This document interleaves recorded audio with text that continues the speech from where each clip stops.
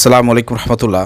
প্রিয় দর্শক, বাংলাদেশে নারী শিক্ষার্থীদের হিজাব নিয়ে আবারও কটূক্তি এবং পরীক্ষা চলাকালে হিজাব না খোলার কারণে নারী শিক্ষার্থীদের পরীক্ষা দিতে দেয় নাই একজন হিন্দু শিক্ষক।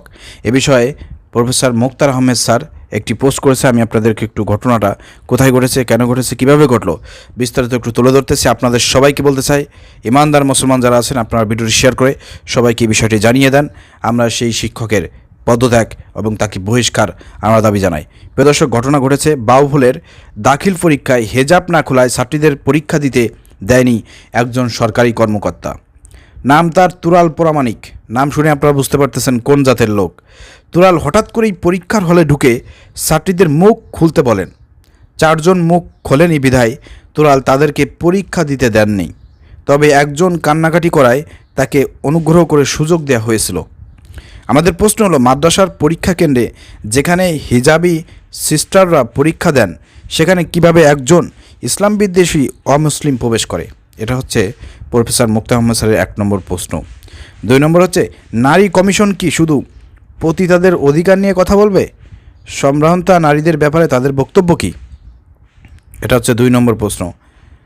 আচ্ছা, সেখানকার আলেম শিক্ষকদের ভূমিকা কী ছিল?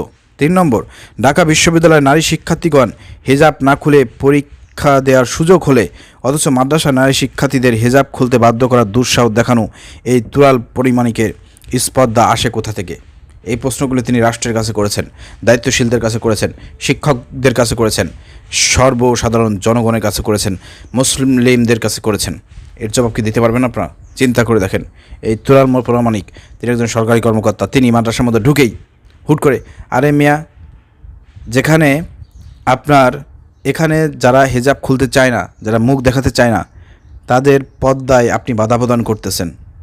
এখানে আপনি মহিলা নিয়ে আসেন, সিস্টেম আছে, মহিলাদেরকে নিয়ে এসে অ্যাডমিট কার্ডের সঙ্গে, চেয়ারের সঙ্গে, ছবির সঙ্গে তাকে মিলাই ঢুকান। কিংবা যখন আপনার রুমে ঢুকবে তখন আপনি মহিলাদেরকে একটা মহিলা রাখার ব্যবস্থা করেন। শিক্ষক তো অনেকেই শিক্ষিকা আছে, তাদেরকে দেখার ব্যবস্থা করেন। সেখানে সুন্দরভাবে অ্যাডমিট কার্ড এবং চেহারা দেখিয়ে তারা প্রবেশ করবে ভিতরে। ফিঙ্গারপ্রিন্টের ব্যবস্থা করেন। ডিজিটাল বাংলাদেশ কি হচ্ছে এটা?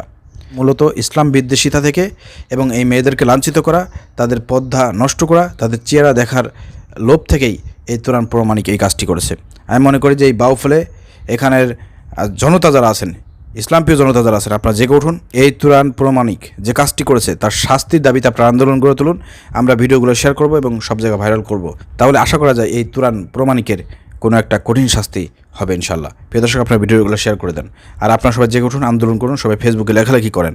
কত বড় সহজ, চিন্তা করে দেখেন। মুসলমানদের মেয়েদের হিজাব নিয়ে টানাটানি, তাদেরকে তারা মুখ না দেখাইলে পারে তাদেরকে পরীক্ষা দিতে দেবে না, তাদের খাতা কেড়ে নিয়ে গেছে। কত বড় সহজ, চিন্তা করেন। এ বিষয়ে যদি মুসলমানরা এখনও চুপ করে থাকেন তাহলে আপনারা জানেন যে ভারতে কীভাবে মুসলমানদেরকে হত্যা করতেছে মোদির গোবাহিনী। মূত্রখোররা কীভাবে হত্যা করেছে। ইতিমধ্যেই হত্যা করার জন্য তারা প্রকাশ্যে হুমকি দিচ্ছে, প্রকাশ্যে কথা বলতেছে, ঘোষণা দিচ্ছে। দেখতে পেয়েছেন সেই দৃশ্য কি বাংলাদেশে দেখতে চান? এরা এই সাহসটা পায় কীভাবে? একজন হিন্দু এই হারামি এই সাহসটা কোথা থেকে পায়? কে দিয়েছে এই সাহস তাকে?